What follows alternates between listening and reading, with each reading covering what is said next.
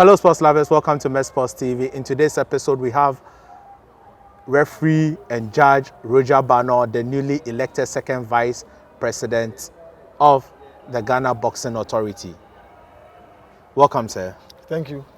Sir, you have been in boxing for so many years. How did you get into it? Well, thanks for the opportunity given to me that I should at least explain myself or probably make people know me a little bit. And actually, I'm a boy, the last born of probably 13 children. Wow. And then born and bred in Bukom. I've lived at Bukom throughout my whole life. And then actually, I attended Cambridge Preparatory School, continued through Aquana Secondary School. I completed in the year 1992. Actually, before then, I was a football player.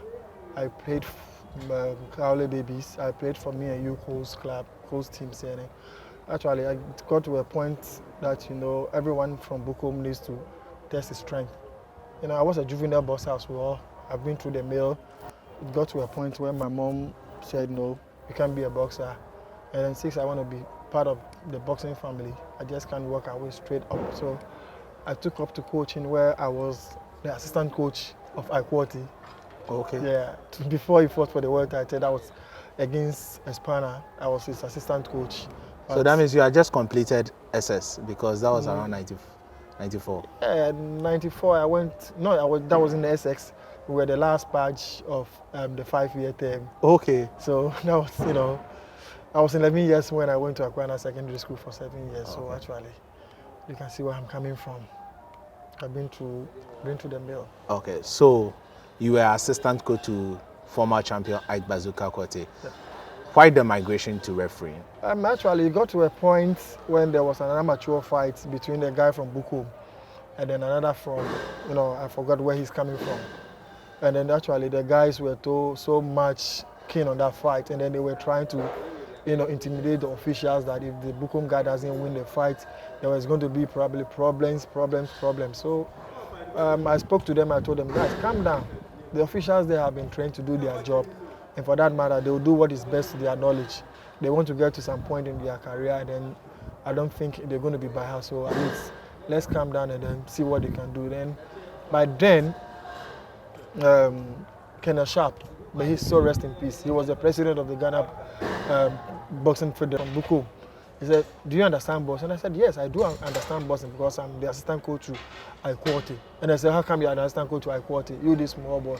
And then the guys I work with said, okay, yes, he's in the Ike Quartey's team. So if he said he's the assistant to Daniel Dambete, he is right. So he said, okay, fine. You know what we're going to do? I'm going to give you a chance to see if you really understand the game of boxing, probably in the scoring as well.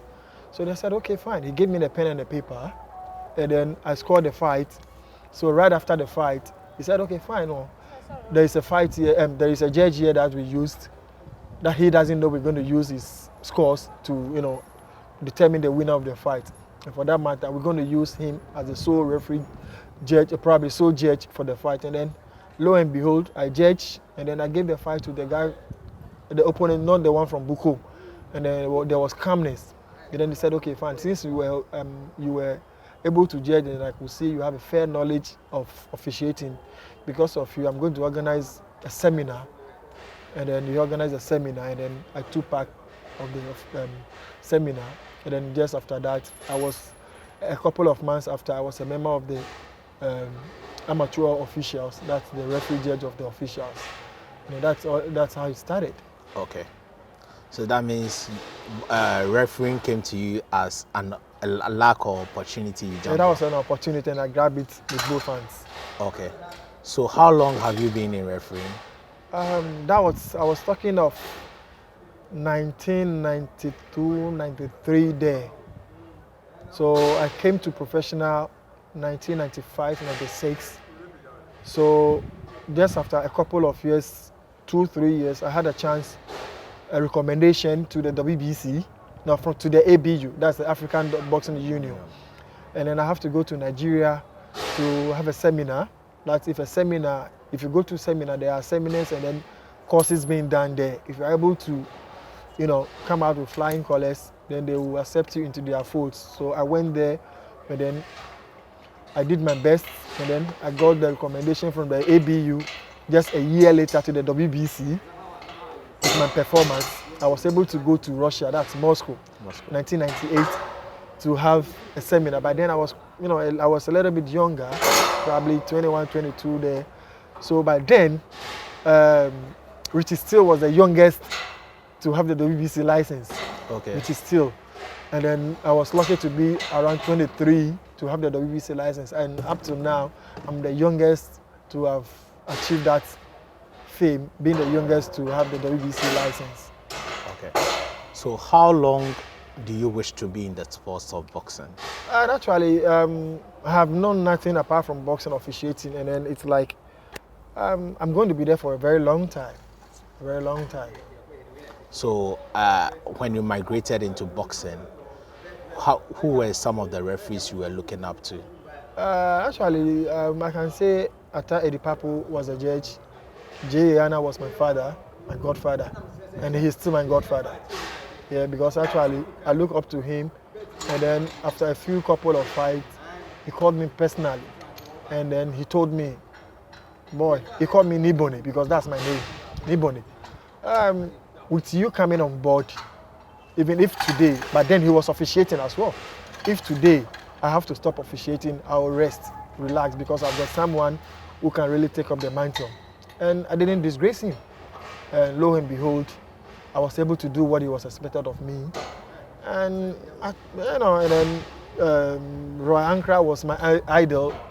I never met him officiating, but I've watched a couple of fights of Roy Ankra, and then he's one of the best you can talk of from Ghana. And then Richie Steele, we talked before, he went out. We talk now and then. He knows me personally. Tom Kasmerak,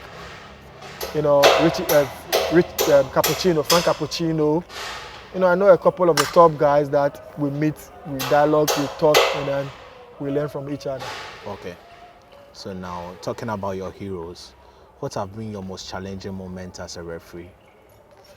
Or your most challenging fight? Most challenging fight, I can say that every single fight that I'm officiating is a challenge because that makes you strong. Yeah, every fight. Okay.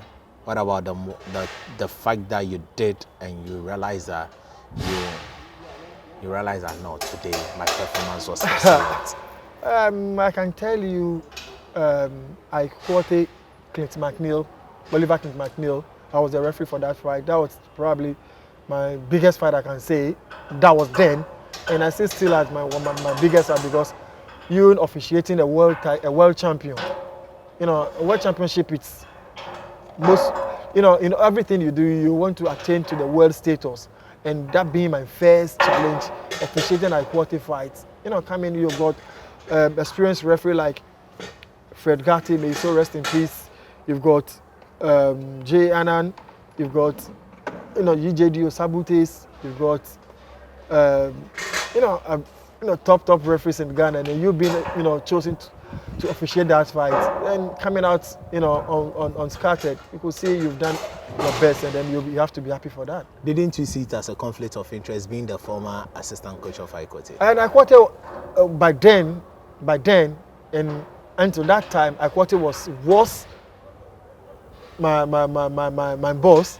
And that day, I was the referee, and he's the boss. So I went there to do my job, and then he was there to do his job. And I did my job to the best of my knowledge. Okay.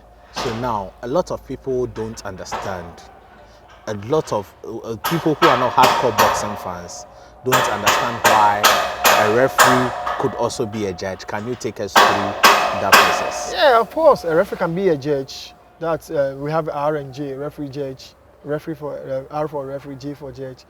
If you go to the world over, most of the referees are judges. Most of the referees are judges. Most people would love to judge but not be a referee. And others too will also want to be a referee but not judges. But I would love to do the both and to do both, and I'm doing both. Okay.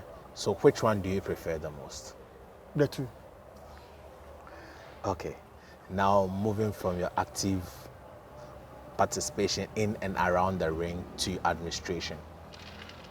Why the vice president of the Ghana Boxing Authority? Well, I can say that And you were not contested. How did that also make you feel? Because of lack of time, let me join the two. Actually, I can say, first of all, I would like to say a very big thank you to the delegates, and then probably, all the candidates who vied for positions, those who won and those who lost. I can say there are no winners because we all went there for the betterment of the sport that we all love best. But on me being the vice president, or probably say the second vice president, it's a challenge to me. I've excelled in my field as an official, and then I wouldn't want to, fall short of being an administrator. Me being an administrator, I'm putting my experience into use, because if I said I'm putting my experience into use, international links, international liaison, international meeting, international people, and then boxing is a small family.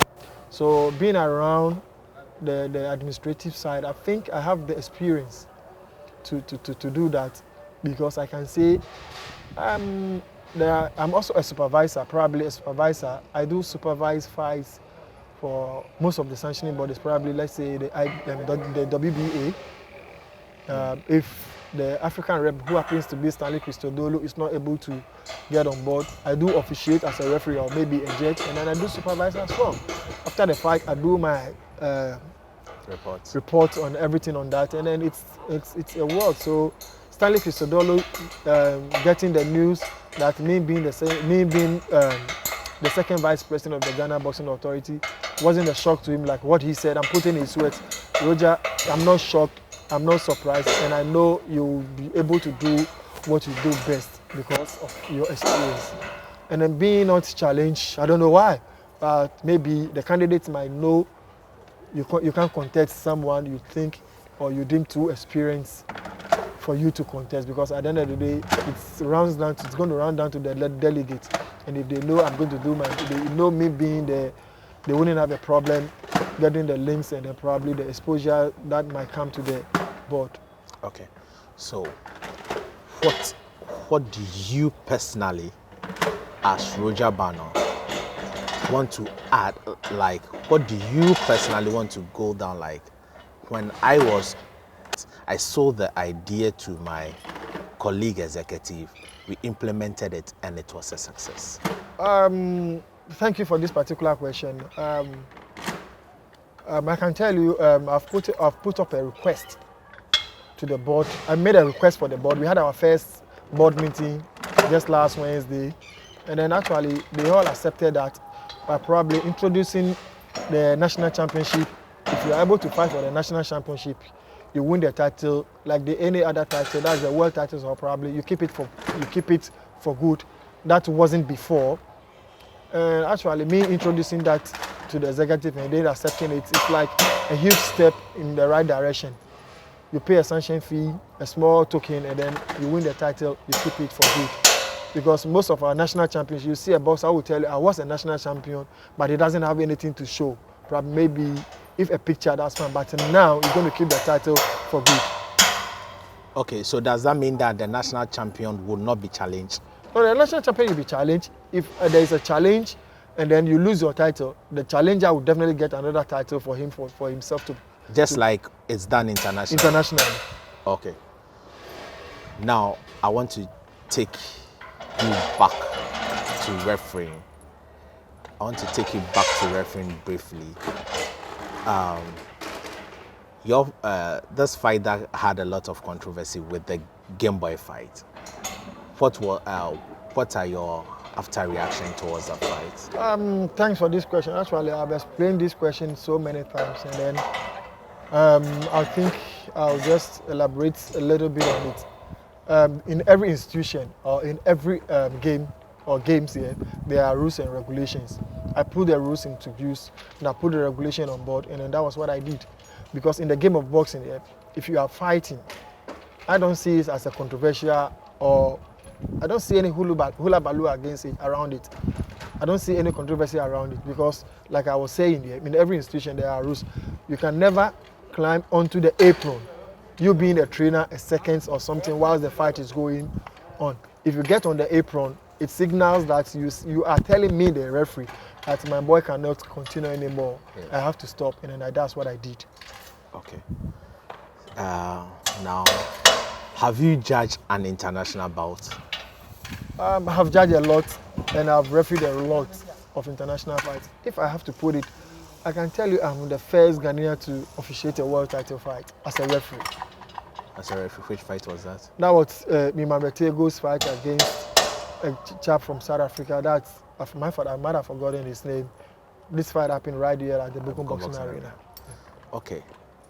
Besides, I would like to make a humble request to you.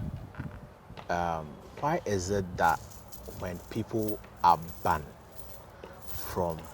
by the GBA, why is it that GBA still looks on and they partake indirectly in GBA activities? In every institution, if you get banned, you can do it behind closed doors, but you don't do it in the open. If you get banned, you are at your home. Let's put it this way. If a doctor asks you not to drink, you can be in your room and drink. No one will see that you are drinking. But if you get to a drinking spot or probably an open place, people will see that you've been told not to drink and you're still drinking. It's just like you being banned by the GBA. You can work behind the scenes. No one knows. But if the GBA is able to see that you are working in the open, what you've been told not to do and you are doing, then and they will revisit the ban and then see how best we can come back because again. Because my opinion is that when someone is banned and attends a GBA organized event, and follow-ups to all other GBA supervisory events, then the bans become inefficient, and when others are banned, it will just be a formality. And actually, like you say, I've not seen anything like that. We just came on board probably a week or two ago. A week ago we came on board, and I haven't seen anything that in our administration. So if anything of that happens in our administration, then fighters complain that the GBA is quick to act. That's the previous administration. When they fighters go wrong, but when they feel cheated by a promoter or a manager, the GBA is slow to react. As being part of the new administration, what would you guys do in order to correct that? Thanks for this question, because actually you said the previous administration, which I wasn't part of, but this new administration, I'm going to tell you, we will tackle every issue as at when and how it comes. We wouldn't wait, till eternity. We will act on every complaint that we get, and then probably every party will be happy about that. Okay. That was my last question. Any words for my viewers? Thank you.